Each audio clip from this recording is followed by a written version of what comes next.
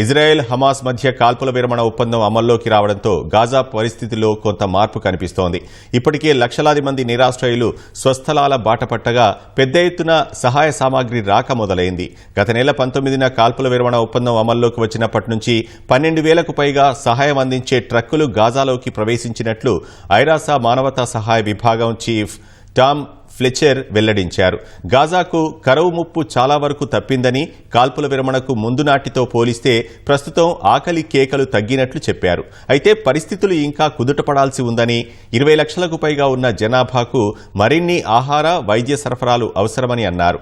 2 రోజుల గాజా పర్యటన అనంతరం మీడియాతో మాట్లాడిన టామ్ ఫ్లెచర్ ఆసుపత్రులు, పాఠశాలలు, నివాసాలు నేలమట్టమైన నేపథ్యంలో నిరాశ్రయులకు తాత్కాలిక ఆవాసం కల్పించాలని సూచించారు.